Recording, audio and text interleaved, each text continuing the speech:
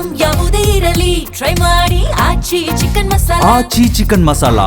So March 27ಕ್ಕೆ ಯಾವ ಮೋಹನ Murali ಕರೆಯಿತು cinema ಗ್ರ್ಯಾಂಡಾಗಿ release ಆಗ್ತಾ ಇದೆ. ಈ ಸಿನಿಮಾದಲ್ಲಿ ನಾವು ಟ್ರೇಲರ್ ಗಮನಿಸಿದಾಗ ನಮಗೆ ವಿಶೇಷ ಮತ್ತು ವಿಭಿನ್ನ ಪಾತ್ರದಲ್ಲಿ ಕಾಣಿಸಿದ್ದು ಪ್ರಕೃತಿ. ಇವರು ಈ ಸಿನಿಮಾದ ನಿರ್ಮಾಪಕರಾದಂತಹ ಶರಣಪ್ಪ ಸರ್ ಅವರ ಮಗಳು. ಇಲ್ಲಿ ನನ್ನ ಜೊತೆ ಈಗ ಶರಣಪ್ಪ ಅವರು ಕೂಡ ಇದ್ದಾರೆ ನಿರ್ಮಾಪಕರು, ಆ್ಯಂಡ್ ಅವ್ರ ಮಗಳು ಪ್ರಕೃತಿ ಇದ್ದಾರೆ. ಅವ್ರನ್ನ ಮಾತನಾಡಿಸ್ತಾ ಹೋಗ್ತೀನಿ. ಮೇಡಮ್ ನಮಸ್ತೆ, ಹೇಗಿದ್ದೀರಾ? ಚೆನ್ನಾಗಿದ್ದೀನಿ. ತುಂಬ ಚೆನ್ನಾಗಿ ಆ್ಯಕ್ಟ್ ಮಾಡಿದ್ದೀರಾ. ಹೇಗೆ ಅನ್ನಿಸ್ತು ನಿಮಗೆ ಓವರಾಲ್ ಜರ್ನಿ ಬಗ್ಗೆ ಮಾತಾಡೋದಾದರೆ? ಜರ್ನಿ ತುಂಬ ಚೆನ್ನಾಗಿತ್ತು. ನಾವು ಶಿವಮೊಗ್ಗ ಹತ್ರ ಜೋಗ್ ಫಾಲ್ಸಲ್ಲಿ 20 ದಿನ ಶೂಟಿಂಗ್ ಮಾಡಿದ್ವಿ. ನಾನು ಎಂಜಾಯ್ ಮಾಡಿದ್ದೆ ಶೂಟಿಂಗ್ನ. ಓಕೆ ಸರ್, ನಿಮ್ಮ ಮಗಳನ್ನು ಇಂಡಸ್ಟ್ರಿಗೆ ಕರ್ಕೊಂಡು ಬಂದ್ರಿ. ನಿಮ್ಮ ನಿರ್ಮಾಣದ ಸಿನಿಮಾದಲ್ಲಿ ಇಷ್ಟು ಬೇಗ ಮಗಳಿಗೆ ನಿರ್ಮಾಣ ಮಾಡಿದ್ರಿ. ಏನು ಹೇಳೋದಕ್ಕೆ ಇಷ್ಟಪಡ್ತೀರಾ? ಒಂದು ಒಳ್ಳೆ ಅವಕಾಶ. ಕತೆ ಚೆನ್ನಾಗಿತ್ತು, ಟೀಮು ಚೆನ್ನಾಗಿತ್ತು, ಎಲ್ಲ ಹೊಸಬ್ರೆ. ಈಗ ನಮ್ಮ ಸಿನಿಮಾ 2 ಹೀರೋಗಳಿದ್ದಾರೆ. ಅದರಲ್ಲಿ ಒಬ್ಬರು ಆಲ್ರೆಡಿ ಸಿನಿಮಾ ಮಾಡಿದ್ದಾರೆ, ಕಡಲ ತೀರದ ಭಾರ್ಗವ. ಆಮೇಲೆ ಇನ್ನೊಂದು ಸ್ವಲ್ಪ ಸಿನಿಮಾದಲ್ಲಿ ಆ್ಯಕ್ಟ್ ಮಾಡಿದ್ದಾರೆ. ಅದಲ್ಲದೆ ಮಾಧವ, ಮೇ ಬಿ ನಿಮ್ಗೆಲ್ರಿಗೂ ಗೊತ್ತಿರುತ್ತೆ. ವಿಶ್ವಾಸ್ ಕೃಷ್ಣ ಸ್ವಲ್ಪ ಎಲ್ಲ ಅಲ್ಲಿ ಅಸೋಸಿಯೇಟಾಗಿ ವರ್ಕ್ ಮಾಡಿದರು. ಕಥೆನೂ ಚೆನ್ನಾಗಿತ್ತು, ನೀಟಾಗಿತ್ತು. ನಾವು ಪ್ರಾಣಿ ಪ್ರಿಯರಾಗಿರೋದ್ರಿಂದ ಅವಕಾಶ ಇತ್ತು, ಮಾಡಿಬಿಟ್ಟಿವಿ ಅಷ್ಟೇ. ಸರ್, ಆದರೂ ಕೂಡ ಇವ್ರು ಬಂದು ನಿಮ್ಗೆ ಕತೆ ಹೇಳಿದಂಥ ಸಂದರ್ಭದಲ್ಲಿ ಅದು ನಿಮ್ಮ ಮಗಳನ್ನೇ ಆ್ಯಕ್ಟ್ ಮಾಡಿಸಿ ಆ ಜರ್ನಿ ಹೆಂಗೆ ಶುರುವಾಯಿತು ಅನ್ನೋದನ್ನು ಡೀಟೇಲಾಗಿ ಎಕ್ಸ್ಪ್ಲೈನ್ ಮಾಡೋದಾದರೆ? ಇಲ್ಲ, ಪ್ಲ್ಯಾನ್ ಮಾಡ್ಕೊಂಡಿದ್ವಿ ನಾವು. ಒಂದು ಶಾರ್ಟಲ್ಲೇ ಮುಗಿಸ್ಬಿಡ್ಬೇಕು, ಹೋದರೆ 2 ಶೆಡ್ಯೂಲು 3 ಶೆಡ್ಯೂಲು ಅಂತೇಳಿ ಮಾಡೋದು ಬೇಡ, ಒಂದು ಶೆಡ್ಯೂಲಲ್ಲೇ ಮುಗಿಸ್ಕೋಬೇಕಂತ ಪ್ಲ್ಯಾನ್ ಮಾಡಿದ್ವಿ. ಅದಕ್ಕೆ ಸಂಬಂಧಪಟ್ಟಂಗೆ ಡೈರೆಕ್ಟರ್ಗಳಿಗೆ ನಮ್ಮ ಮಾಧವ್ ಅವ್ರಿಗೆಲ್ಲ ಗೊತ್ತಿದ್ದರು, ಇಂಡಸ್ಟ್ರಿಯಲ್ಲಿ ಎಲ್ಲರೂ. ಸೊ ಅದ್ರ ಪ್ರಕಾರ ನಾವು ಯೂನಿಟ್ ಅವ್ರ ಹತ್ರ ಹೋದ್ವಿ. ಈ ಸುರೇಶ್ ಬಾಬಾ ಅನಿಸುತ್ತೆ ಅವ್ರ ಹೆಸರು, ನಿಮ್ಗೆ ಕನ್ಫರ್ಮ್ ಮಾಡ್ಕೊಂಬಿಡೋಣ. ಸುರೇಶ್ ಬಾಬಾ ಅಲ್ವಾರು ನಮ್ಮ ಯೂನಿಟು? ಹಾಂ, ಅರುಣ್ ಸುರೇಶ್ ಅವ್ರ ಹತ್ರ ಕರ್ಕೊಂಡೋದ್ವಿ. ನಾವು ಕ್ಲೀನಾಗಿ ಮಾತಾಡಿದ್ವಿ. ಅವ್ರು ಒಳ್ಳೆ ಯೂನಿಟ್, ಅದು ತುಂಬ ಚೆನ್ನಾಗಿದೆ. ಅವ್ರ ಟೀಮ್ ಎಲ್ಲ ತುಂಬ ಒಳ್ಳೆಯವರು. ಅವ್ರಿಗೆ ಮಾತಾಡಿದ್ವಿ, ನೋಡಿ ಸರ್ ಎಷ್ಟಾಗುತ್ತೆ, ಏನು ಇಷ್ಟು ದಿನ ಶೂಟಿಂಗ್ ಇದೆ ಅಂತೆಲ್ಲ ಕೇಳಿದಾಗ ಅವರೆಲ್ಲ ಕಂಪ್ಲೀಟ್ ಒಂದು ಟೋಟಲ್ ಲೆಕ್ಕ ಹಾಕಿದರು. ನಾನು ಒಂದು ಶಾರ್ಟಲ್ಲೇ ಪೇಮೆಂಟ್ ಮಾಡಿದ್ರೆ ನೀವು ಎಷ್ಟು ಕೊಡ್ತೀರಿ ಡಿಸ್ಕೌಂಟ್ ಅಂತ ಕೇಳಿದ್ವಿ. ಅವರು ಒಂದು ಸ್ವಲ್ಪ ಡಿಸ್ಕೌಂಟ್ ಅಂತ ಹೇಳಿದ್ರು. ಒಂದು ಶಾರ್ಟಲ್ಲಿ ಪೇಮೆಂಟ್ ಮಾಡಿದ್ವಿ, ಅದೆಲ್ಲ ಕಂಪ್ಲೀಟಾಗಿ ಡಿಸ್ಕೌಂಟಲ್ಲಿ ನಮಗೆ ಸ್ವಲ್ಪ ರೀಸ್ನಬಲ್ ಸಿಕ್ತು. ಒಂದೇ ಶೆಡ್ಯೂಲಲ್ಲಿ ಎಲ್ಲ ಕಡೆ ಬುಕ್ ಮಾಡ್ಕೊಂಡು ಎಲ್ಲ ಓಡಾಡಿ ಯಾವ ಸ್ಪಾಟ್ ಏನಂತೆಲ್ಲ ಕ್ಯಾಲ್ಕುಲೇಟ್ ಮಾಡ್ಕೊಂಡು ಹೋಗಿದ್ವಿ.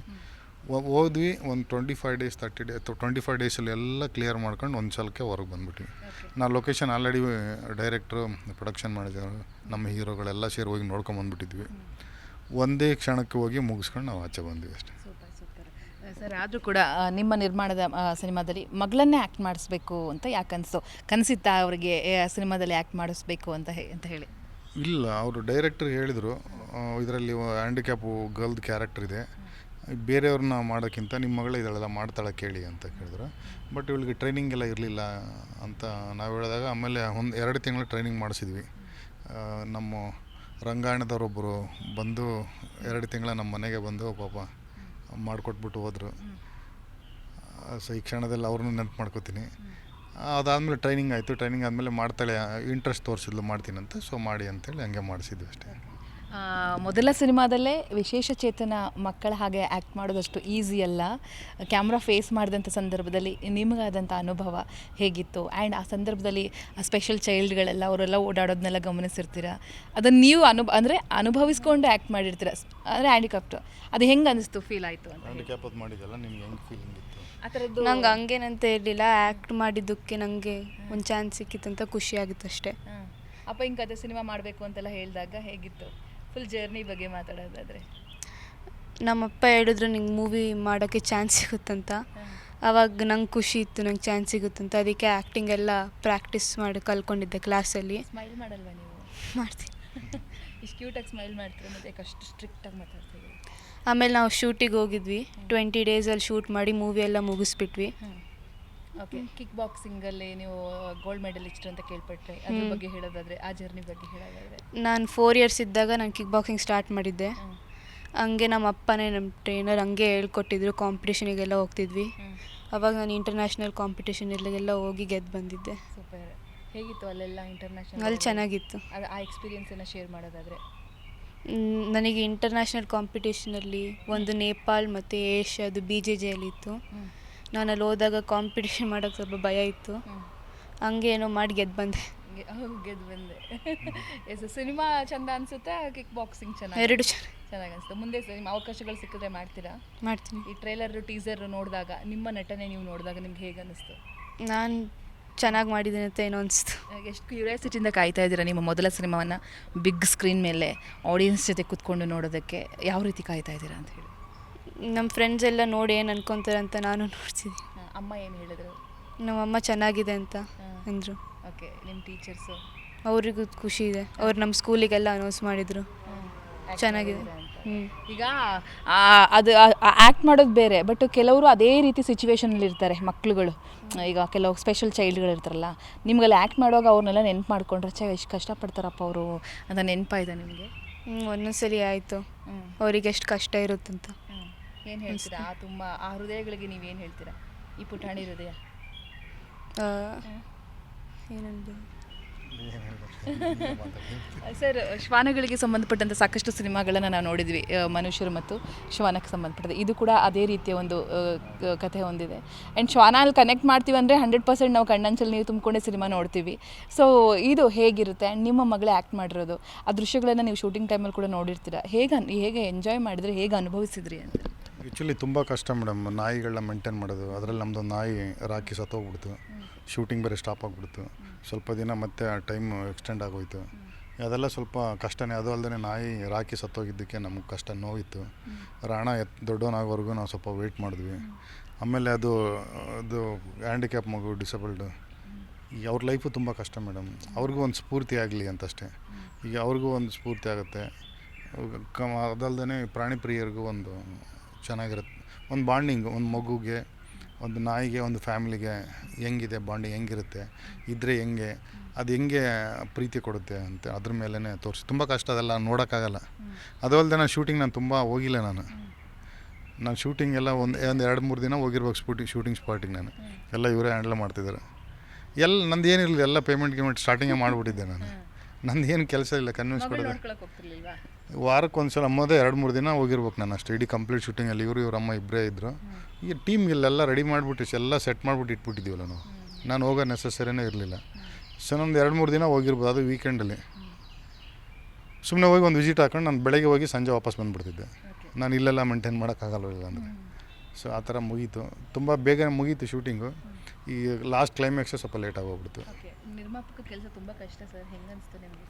ಈ ಫಸ್ಟ್ ಸ್ಟಾರ್ಟಿಂಗಲ್ಲಿ ತುಂಬ ಕಷ್ಟ ಆಗ್ಬಿಡೋದು. ಏನಪ್ಪ ಇದು, ಅಲ್ಲ ದುಡ್ಡು ಬಗ್ಗೆ ಇರೋದಕ್ಕಿಂತ ಹಿಂಸೆ. ಕ್ಷಣಕ್ಕೂ ಅಲ್ಲಿ ಹೋಗು, ಇಲ್ಲಿ ಹೋಗು, ಅದು ಮಾಡು, ಇದು ಮಾಡು, ಎಲ್ಲದಕ್ಕೂ ನಾವೇ ಹೋಗ್ಬೇಕು. ಅದು ತುಂಬ ಕಷ್ಟ ಆಗ್ಬಿಡೋದು ನನಗೆ. ಎಲ್ಲ ಇಲ್ಲಿ ಬಿಟ್ಬಿಟ್ಟು ಹೋಗ್ಬೇಕು, ಲೇಟಾದ್ರೂ ಚಿಂತೆ ನಿಧಾನಕ್ಕೆ ಮಾಡೋಣ ಬಿಡು ಅನ್ಕೋತಿದ್ದೆ. ಇಲ್ಲ, ನಾವು ಆಲ್ರೆಡಿ ಕಮಿಟ್ಮೆಂಟ್ ಕೊಟ್ಬಿಟ್ಟಿದ್ವಲ್ಲ, ಎಲ್ರಿಗೂ ಮಾತಾಡ್ಬಿಟ್ಟಿದ್ವಿ, ಎಲ್ಲ ಟೈಮಿಂಗ್ ಶೆಡ್ಯೂಲೆಲ್ಲ ಫಿಕ್ಸ್ ಮಾಡಿಬಿಟ್ಟಿದ್ವಿ. ನಾವು ಹೋಗಲೇಬೇಕಿತ್ತು, ಬೇರೆ ದಾರಿನೇ ಇರಲಿಲ್ಲ. ಸೊ ಹಂಗಾಗಿ ಏನಾಗುತ್ತೆ ಆಗಲಿ ಬಿಡು ಅಂತೇಳಿ ಸ್ವಲ್ಪ ದಿನ ಟೈಮ್ ಇಟ್ಬಿಟ್ಟು ಮಾಡಿದ್ವಿ ಅಷ್ಟೇ. ಸ್ವಲ್ಪ ಕಷ್ಟನೇ, ತುಂಬ ಕಷ್ಟನೇ. ಎಲ್ಲ ಹೆಜ್ಜೆಗೂ ದುಡ್ಡು ಖರ್ಚು ಮಾಡಬೇಕು. ಬಟ್ ಇದ್ದಿದೆ ಸಿನಿಮಾ ಅಂದಮೇಲೆ ಅವೆಲ್ಲ ಕಾಮನ್, ಎಲ್ಲ ಗೊತ್ತಿದ್ದೇ ಮಾಡ್ಬೇಕು. ಇವಾಗ ಕಷ್ಟ ಅಂತ ಹೇಳ್ಕೊಂಡ್ರೆ ಬದುಕೋಕ್ಕಾಗಲ್ಲ. ಕಷ್ಟ ಆದ್ರೂ ಹೇಳ್ಕೊಬಾರ್ದು ನಾವು ಕಷ್ಟ ಆಗುತ್ತಿದೆ ಅಂತ. ಸೊ ಎಂಜಾಯ್ ಮಾಡಿದ್ವಿ, ಜರ್ನಿ ಚೆನ್ನಾಗಿತ್ತು, ಒಳ್ಳೆ. ಸರ್, 27ಕ್ಕೆ ಸಿನಿಮಾ ರಿಲೀಸ್ ಆಗ್ತಾ ಇದೆ. ನೀವು ಆಡಿಯನ್ಸನ್ನು ಪ್ರೀತಿಯಿಂದ ಕರೆಯೋದಾದರೆ ಥಿಯೇಟ್ರಿಗೆ ಯಾವ ರೀತಿ, ಏನೇನು ಹೇಳಬೇಕು ನೀವು ಆಡಿಯನ್ಸ್ಗೆ? ಬನ್ನಿ ಸಿನಿಮಾನ ನೋಡಿ ಅಂತ ನಿಮ್ಮ ಕಡೆಯಿಂದ ಕರೆಯೋದ್ರೆ ಹೇಗೆ ಕರಿತೀರ? ಸಿನಿಮಾ ಕತೆ ತುಂಬ ಚೆನ್ನಾಗಿದೆ. ವಲ್ಗಾರಿಟಿ ಇಲ್ಲ, ನ್ಯೂಡಿಟಿ ಇಲ್ಲ, ಏನೂ ಇಲ್ಲ, ಕೆಟ್ಟದ್ದಾಗಿ ಅಂತ ಏನಿಲ್ಲ. ಒಂದು ಕುಟುಂಬ ಸಮೇತವಾಗಿ ಬಂದು ಕೂತ್ಕೊಂಡು ಒಂದು ಎಲ್ಲರಿಗೂ ಒಡಿ ಕಡಿ KGF ಥರ ಸಿನಿಮಾನೇ ಬೇಕು. ಇದು ಆ ಥರ ಸಿನಿಮಾ ಅಲ್ಲ. ಇದು ತುಂಬ ಪ್ಲೀಸೆಂಟಾಗಿರೋ, ಡೀಸೆಂಟಾಗಿರೋ ಒಳ್ಳೆ ಫ್ಯಾಮಿಲಿ ಸಿನಿಮಾ, ಸೆಂಟಿಮೆಂಟಲ್ ಮೂವಿ. ಈ ಸೆಂಟಿಮೆಂಟ್ ಪ್ರಿಯರು, ನಾಯಿನ ಇಷ್ಟಪಡೋರು, ಎಮೋಷ್ನಲಿ ಕನೆಕ್ಟ್ ಆಗೋರಿಗೆ ತುಂಬ ಹತ್ರ ಆಗುತ್ತೆ. ಬಂದು ನೋಡಿ, ಒಂದು ಒಳ್ಳೆ ಗುಡ್ ಫೀಲ್, ಎಲ್ಲ ಖುಷಿ ಆಗ್ತಾರೆ. ನಾಯಿನ ಸಾಕೋದಷ್ಟು ಈಸಿ ಇಲ್ಲ ಸರ್. ಆ್ಯಂಡ್ ಅವ್ರ ಮೂಡು ಆವಾಗ ಬದಲಾಗ್ತಾ ಇರುತ್ತೆ. ಆ ಮೂಡಿಗೆಲ್ಲ ಕರ್ಕೊಂಡು ಬಂದು ಹೆಂಗೆ ಆ್ಯಕ್ಟ್ ಮಾಡಿಸಿದ್ದು ಅಂತ ಹೇಳಿ. ಈ ಟ್ರೈನರ್ ಇದ್ದರು ಮೇಡಮ್ ಒಬ್ಬರು, ಅವರು ತುಂಬ ಕಷ್ಟಪಟ್ಟಿದ್ದಾರೆ, ಅವ್ರು ಮಾಡಿಸಿದ್ದಾರೆ. ಅದಲ್ಲದೆ ನಮ್ಮ ರಘು ಅಂತಿದ್ದಾರೆ ರಾಣ ನೋಡ್ಕೊಳ್ಳೋಕ್ಕೆ. ಇವರೆಲ್ಲ ತುಂಬ ಕಷ್ಟ ಮೇಡಮ್, ಅಷ್ಟು ಈಸಿ ಇಲ್ಲ ನಾಯಿಗಳನ್ನ ಮೇಂಟೈನ್ ಮಾಡೋದು. ಅವನು ಮಕ್ಕಳ ಥರನೇ ಟ್ರೀಟ್ ಮಾಡಬೇಕು. ಅವು ಪ್ರಾಣಿಗಳ ಥರ ಮಾಡೋಕ್ಕಾಗಲ್ಲ ಅವಕ್ಕೆ. ಅವು ನಮ್ಮ ಥರ, ನಮ್ಮ ಫ್ಯಾಮ್ಲಿಯಲ್ಲಿ ಅವು ಒಬ್ಬರು ನಮ್ಮ ಕುಟುಂಬದ ಮೆಂಬರ್ ಆಗಿತ್ತು. ತುಂಬ ಚೆನ್ನಾಗಿ ಹ್ಯಾಂಡಲ್ ಮಾಡೋರು, ತುಂಬ ಚೆನ್ನಾಗಿ ಹ್ಯಾಂಡಲ್ ಮಾಡಿದ್ದಾರೆ. ಬಟ್ ಅನಿಮಲ್ನ ಮೇಂಟೈನ್ ಮಾಡೋದು ಅಷ್ಟು ಈಸಿ ಅಲ್ಲ, ತುಂಬ ಕಷ್ಟ. ಎಲ್ರಿಗಿಂತ ಸ್ಪೆಷಲಾಗಿ ಟೇಕ್ ಕೇರ್ ಮಾಡಬೇಕು. ನಮ್ಮ ರಾಕಿ ರಾಣ ತುಂಬ ಚೆನ್ನಾಗಿ ನೋಡ್ಕೊಂಡ್ರು ನಮ್ಮ ಸೆಟ್ಟಲ್ಲೆಲ್ಲ. ಸೊ ನಾವು ಹೋಗಿ ಪ್ರೀತಿ ಕೊಟ್ಟರೆ ಉಲ್ಟಾ ನಮ್ಗೆ ಅದೇ ಕೊಡೋದವು. ಚೆನ್ನಾಗಿತ್ತು ಒಟ್ಟಿನಲ್ಲಿ ಹ್ಯಾಂಡ್ಲ್ ಮಾಡಿದ್ರು. ಎಲ್ಲರೂ ಟ್ರೈನರ್ಗಳಿದ್ದರು, ಟ್ರೈನರ್ಗಳಿದ್ದರು, ಈ ಡೈರೆಕ್ಟರ್ಗಳಿದ್ದರು, ಎಲ್ಲ ನಮ್ಮ ಟೀಮ್ ಎಲ್ಲರೂ ಒಂದು ಫ್ಯಾಮಿಲಿ ಮೆಂಬರಾಗಿ ಜೊತೆಗಿರ್ತಿದ್ವಲ್ಲ, ಹಂಗಾಗಿ ಎಲ್ಲ ನೀಟಾಗಿ ಆಗುತ್ತೆ. ಈಗ ಕ್ಯೂಟಾಗಿ ನಗ್ನಗುತ್ತಾ ಆಡಿಯನ್ಸನ್ನು ಥಿಯೇಟ್ರಿಗೆ ಕರಿಬೇಕು, ನೀವು ಬನ್ನಿ ನೋಡಿ, ಇದರಲ್ಲಿ ಇಂಥದ್ದು ಅಂಶಗಳಿರುತ್ತೆ, 100% ನಿಮ್ಮ ಮನಸ್ಸು ಗೆಲ್ಲುತ್ತೆ, ಸೀಟ್ ಅಂಚಲ್ಲಿ ಕುತ್ಕೊಂಡು ನೋಡ್ತೀರಾ, ಕಣ್ಣಂಚಲ್ಲಿ ನೀರು ಬರುತ್ತೆ, ನಗ್ತೀರಾ, ಅಳ್ತೀರಾ, ಈ ಥರ ನೀವು ಹೇಗೆ ಕರಿತೀರಾ ಥಿಯೇಟ್ರಿಗೆ ಬಂದು ಸಿನಿಮಾ ನೋಡಿ ಅಂತ ಆಡಿಯನ್ಸ್ನ? ಈ ಮೂವಿಯಲ್ಲಿ ಒಂದು ನಾಯಿ ಮತ್ತು ಒಂದು ಹುಡುಗಿದು ಸ್ಟೋರಿ ಬೇಸ್ ಆಗಿದೆ. ಸೊ ನಾಯಿ ಯಾರ್ಯಾರಿಗೆ ಇಷ್ಟ ಅವ್ರ ಮೂವಿ ತುಂಬ ಇಷ್ಟ ಆಗುತ್ತೆ ಅವರು, ಸೊ ಅವ್ರು ಬಂದು ನೋಡ್ಬೋದು. ಆ ಮೂವಿ ಅದು it's like a nice based film ನಾಯಿ ಬಗ್ಗೆ. ಸೊ ಯಾರ್ಯಾರಿಗೆ ಎಲ್ಲರೂ ಬಂದು ನೋಡಿದ್ರೆ ಅವ್ರಿಗೆ ಇಷ್ಟ ಆಗುತ್ತೆ. ಓಕೆ, ಅಪ್ಪನ ಬಗ್ಗೆ ಹೇಳಿ. ಪ್ರೊಡ್ಯೂಸರ್ ಹೌದು, ಅಪ್ಪನ ಬಗ್ಗೆ, ಅಪ್ಪನ ಪ್ರೀತಿ ಬಗ್ಗೆ. ಅವರು ತುಂಬ ಕಷ್ಟಪಟ್ಟಿದ್ದಾರೆ. ಅವರು ನಾನು ಕಿಕ್ ಬಾಕ್ಸಿಂಗ್ ಮಾಡ್ತಿದ್ದಾಗೆಲ್ಲ ಅವ್ರನ್ನೆಲ್ಲ ಟ್ರೈನ್ ಮಾಡಿದ್ದಾರೆ. ಅವರು ತುಂಬ ಕಷ್ಟಪಟ್ಟಿದ್ದಾರೆ ಮೂವಿ ಮಾಡೋಕ್ಕೆ. Okay, super. ಇನ್ನು ಜಾಸ್ತಿ ಹೆಸರು ತನ್ನಿ ಆಯಿತಾ? ಓಕೆ ಸರ್, ಫೈನಲಿ ಆಡಿಯನ್ಸ್ನ ಕರ್ಬಿಡಿ ಸರ್, ಮತ್ತೊಮ್ಮೆ ಗೆಲುವು ನಿಮ್ಮದಾಗಲಿ. Thank you madam, thank you. ಎಲ್ರಿಗೂ ನಮಸ್ಕಾರ. ಮತ್ತೆ ಇನ್ನೊಂದು ಸಲ ದಯವಿಟ್ಟು ಸ್ಕ್ರೀನಿಗೆ ಬನ್ನಿ, ನೋಡಿ ಒಂದು ಸಲ. ತುಂಬ ಚೆನ್ನಾಗಿದೆ ಸಿನಿಮಾ. ನಾನು ಚೆನ್ನಾಗಿದೆ ಅಂತ ಹೇಳೋದಕ್ಕಿಂತ ನೀವು ನೋಡ್ಬಿಟ್ಟು ನಮ್ಗೆ ಹೇಳಿ, ಬಂದೊಂದು ರಿವ್ಯೂ ಕೊಡಿ. ಚೆನ್ನಾಗಿಲ್ಲ ಅಂದರೆ ಚೆನ್ನಾಗಿಲ್ಲ ಅಂತಲೇ ರಿವ್ಯೂ ಕೊಡಿ, ಚೆನ್ನಾಗಿದ್ದರೆ ಚೆನ್ನಾಗಿದೆ ಅಂತಲೇ ಹೇಳಿ. ಆನೆಸ್ಟ್ ರಿವ್ಯೂ ಕೊಟ್ಬಿಟ್ಟು ನೀವು ಹೊರಡಿ. ದಯವಿಟ್ಟು ಒಂದು ಸಲ ಸ್ಕ್ರೀನಿಗೆ ಬನ್ನಿ. Thank you so much. All the best sir. Thank you. ನಿಮಗೂ ಕೂಡ all the best. Thank you. ತುಂಬ ದೊಡ್ಡ ಹೆಸರು ಮಾಡಿ. All the thank you.